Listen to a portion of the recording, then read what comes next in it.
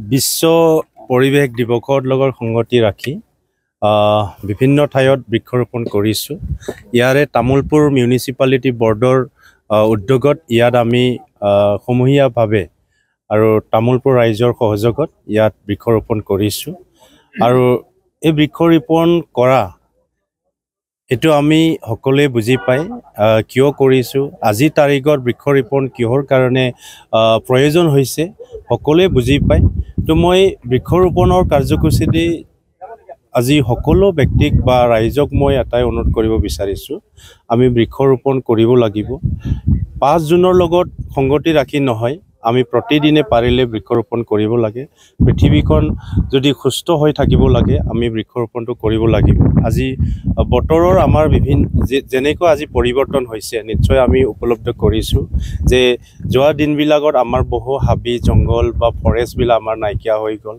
গতিকে আজি সকলোৱে ফৰেষ্ট আজি ছেফটি ৰখাৰ কাৰণে সকলো ৰাইজে আজি নিজে নিজে কাম কৰি আছে। গতিকে মই আশা ৰাখিম বৃক্ষৰোপণ কাৰ্যসূচী বা আমি আজি যি এনভাইৰনমেণ্ট ডে, সেই এনভাইৰনমেণ্ট ডে আজি সকলোকে এটা সজাগ কৰিব, সকলো ৰাইজকে সজাগ কৰিব, সকলো মানুহকে সজাগ কৰিব, বিশ্বক সজাগ কৰিব যে আমি বিশ্বত সুস্থভাৱে জীয়াই থাকিব হ'লে আমাক গছ গছনি লাগিব, হাবি জংঘল লাগিব।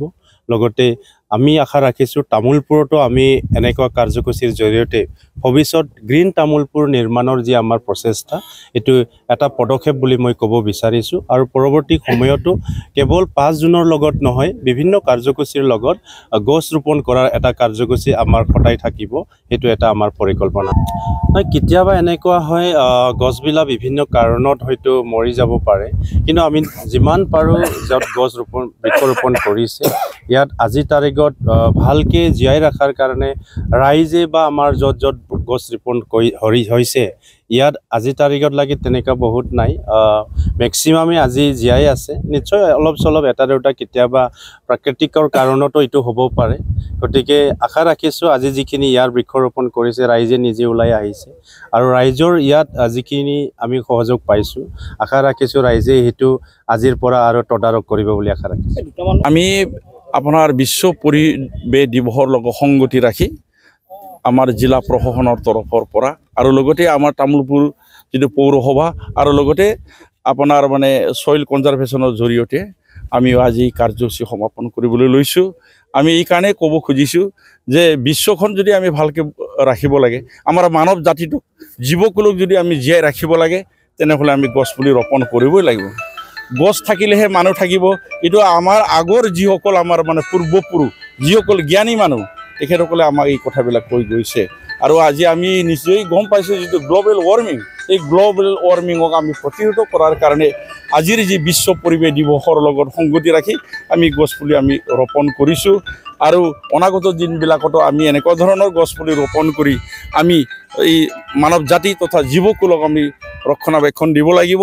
আমি জন্মৰ আগতে যিটো নেকি আমি সুন্দৰ দেখিছিলোঁ পৃথিৱীখন, তাতকৈ অতি সুন্দৰ কৰাৰ কাৰণে আমাৰ এটা পৰিকল্পনা আছে। এই পৰিকল্পনাটো এই সপোনটো সফল নহ'ব পাৰে, কিন্তু আমি এইটো চলাই গৈ থাকিম। ক্ষেত্ৰত আমি ইতিমধ্যে আমাৰ মানে ভূমি সংৰক্ষণ মানে বিষয়াসকলৰ জৰিয়তে আমি গছটো সংৰক্ষণ কৰি ৰখাৰ কাৰণে আমি আপোনাৰ লোহাৰ যি খাঁচা আৰু আমাৰ যিটো নেকি আমাৰ কি বুলি কয় মানে প্লাষ্টিক নেট জৰিয়তে আমি হেৰি কৰিছোঁ যাতে কোনো মানে গৰুৱে ছাগলীয়ে যাতে অন্যায় কৰিব নোৱাৰে। গছ ৰুলেই নহ'ব, গছক আমি জীয়াই ৰাখিব লাগিব, আমি কি কৰিব লাগিব তাক সংৰক্ষণ কৰি ৰাখিব লাগিব। সেইকাৰণে এই ব্যৱস্থাটো কৰা হৈছে।